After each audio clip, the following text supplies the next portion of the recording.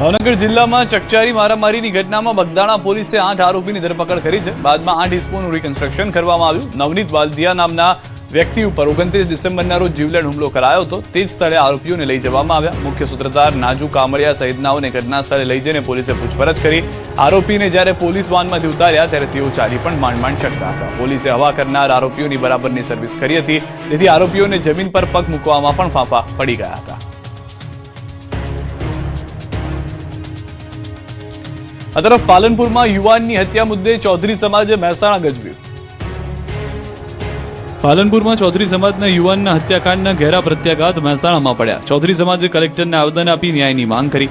બનાસકાંઠા જિલ્લામાં ચૌધરી સમાજના યુવાનની અતિ કરપીણ હત્યાના મામલે વિરોધ પ્રદર્શન કર્યું. આ જધન્ય અપરાધ સામે રોષ વ્યક્ત કરવા અને પીડિત પરિવારને ન્યાય અપાવવા માટે મહેસાણા ખાતે ચૌધરી સમાજ દ્વારા એક વિશાળ રેલી યોજવામાં આવી. મહેસાણા ખાતે ચૌધરી સમાજના આગેવાનો, સામાજિક અગ્રણીઓ અને મોટી સંખ્યામાં યુવાનો એકત્રિત થયા. એક સૂરે ન્યાય મળેના નારા સાથે સમાજનું પ્રતિનિધિ મંડળ જિલ્લા કલેક્ટર કચેરીએ પહોંચ્યું. ત્યાં તેમણે જિલ્લા કલેક્ટરને આવેદનપત્ર પાઠવી પોતાની માંગણીઓ રજૂ કરી હતી. આ તરફ અરવલ્લીમાં વાલ્મીકી સમાજે વિવિધ મુદ્દે કર્યો વિરોધ. ગુજરાતમાં તમામ સફાઈ કામદારોને કાયમી કરવાની માંગ સાથે વાલ્મીકી સમાજ રોડ પર ઉતર્યો હતો. ગુજરાત વાલ્મીકી સંગઠન દ્વારા મોડાસા જિલ્લા કલેક્ટર કચેરી એકત્ર થઈને વિરોધ પ્રદર્શન કરવામાં આવ્યું. વાલ્મીકી સંગઠનના સભ્યોએ કલેક્ટર કચેરીના પટાંગણમાં યોગ કરીને વિરોધ કર્યો. માથા પર વિવિધ માંગના પોસ્ટરની ટોપી પહેરીને તંત્રને જગાડવાનો પ્રયાસ કર્યો.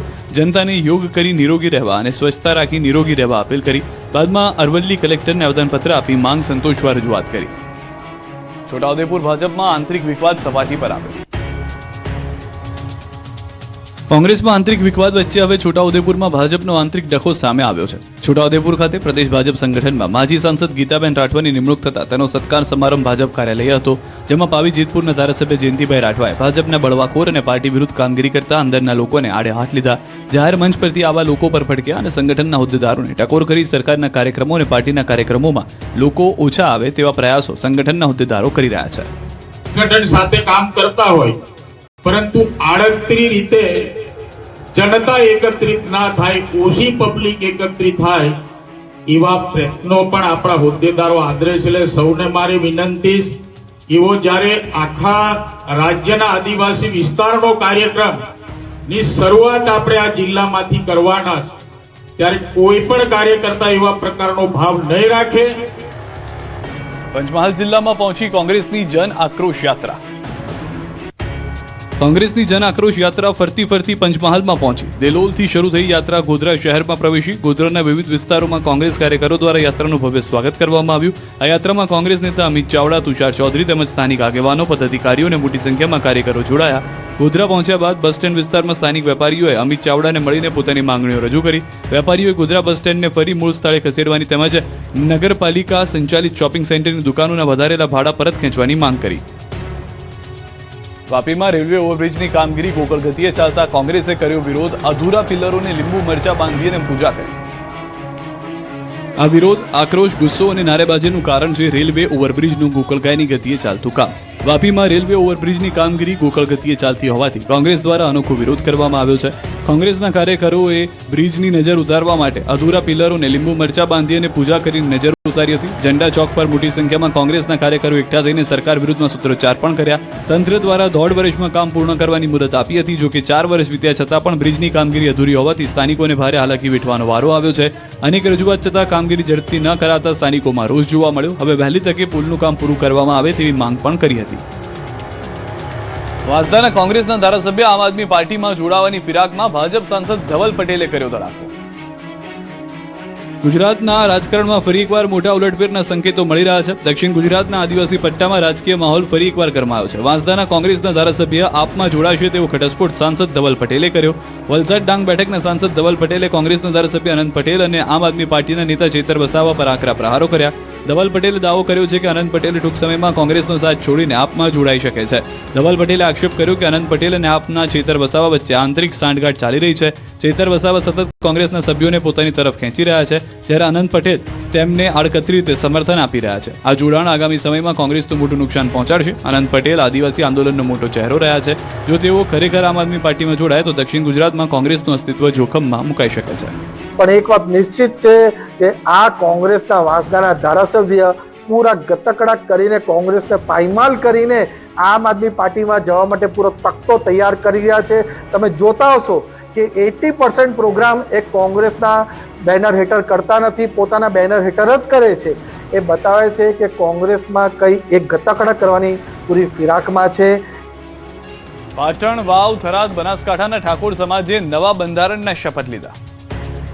હું પ્રતિજ્ઞા લઉં છું કે આ એક સમાજ, એક રિવાજ શ્રેષ્ઠ સમાજ. ઠાકોર સમાજને કુરિવાજોમાંથી બહાર લાવી શિક્ષિત બનાવવાની કવાયત તેજ થઈ. પાટણ યુનિવર્સિટીના રંગભવન હોલ ખાતે ઠાકોર સમાજના બંધારણને લઈને મીટિંગ યોજાઈ. મીટિંગમાં પાટણ, બનાસકાંઠા અને વાવ થરાદ જિલ્લાના ઠાકોર સમાજના બંધારણને સમર્થન આપવા મોટી સંખ્યામાં ઠાકોર સમાજના રાજકીય તેમજ સામાજિક આગેવાનો ઉપસ્થિત રહ્યા.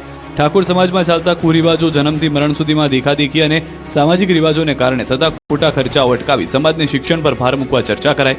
આ મીટિંગમાં સાંસદ ગેનીબેન ઠાકોર, ધારાસભ્ય દિનેશજી ઠાકોર, પૂર્વ ધારાસભ્ય ચંદનજી ઠાકોર સહિત રાજકીય તેમજ સામાજિક આગેવાનો ઉપસ્થિત રહ્યા. તેમજ ઉપસ્થિત ઠાકોર સમાજના આગેવાનોએ સમાજનો બંધારણ સ્વીકારવા પ્રતિજ્ઞા લીધી. ઠાકોર સમાજના આગેવાનો એક સમાજ એક રિવાજ શ્રેષ્ઠ સમાજના મંત્ર સાથે સંત સદારામ બાપાની સાક્ષીએ સમાજના બંધારણ સ્વીકારવા પ્રતિજ્ઞા લીધી. ઉપરાંત આવનારી 4 જાન્યુઆરીના રોજ ઓગળજી ધામ, દિયોદર ખાતે 3 જિલ્લાના ઠાકોર સમાજનું બંધારણ મહાસંમેલન યોજાશે. ત્યાં સમાજના નવા બંધારણ અમલમાં મુકાશે અને આ બંધારણને અમલ કરાવવા દરેક તાલુકા કક્ષાએ સંકલન સમિતિ બનાવાશે. 11મી જાન્યુઆરીએ રાજકોટ આવશે પ્રધાનમંત્રી નરેન્દ્ર મોદી. પ્રધાનમંત્રી નરેન્દ્ર મોદી નવા વર્ષે ગુજરાતના પ્રવાસે આવશે. પ્રધાનમંત્રી નરેન્દ્ર મોદી 11 જાન્યુઆરીએ રાજકોટની મુલાકાતે આવશે. રાજકોટના જૂના એરપોર્ટથી રેસકોર્સ રિંગ રોડ શરૂ કરી માધાપર ચોક સુધી ભવ્ય રોડ શો યોજશે. 1 કિલોમીટર લાંબા રોડ શો કર્યા બાદ બપોરના 3:30 વાગે તેઓ મોરબી રોડ પર આવેલ મારવાડી યુનિવર્સિટી ખાતે વાયબ્રન્ટ ગુજરાત સૌરાષ્ટ્ર રિજનલ સમિટનું ઉદઘાટન કરશે. જે સમિટ 2 દિવસ એટલે કે તારીખ 11 અને 12 જાન્યુઆરીના રોજ આયોજિત કરવામાં આવી છે, જેમાં 50 જેટલા અલગ અલગ દેશના પ્રતિનિધિ ઉપરાંત ભારતની નામાંકિત કંપનીઓના પ્રતિનિધિઓ પણ ઉપસ્થિત રહેશે. આ વાયબ્રન્ટ સમિટથી સૌરાષ્ટ્ર કચ્છના 2 લાખથી વધુ ઉદ્યોગકારોને ફાયદો થાય તેવી આશા વ્યક્ત કરવામાં આવી રહી છે. વડાપ્રધાનના આગમનને લઈને પ્રભારી મંત્રી જીતુ વાઘાણીની અધ્યક્ષતામાં જિલ્લા કલેક્ટર કચેરીએ બેઠક મળી.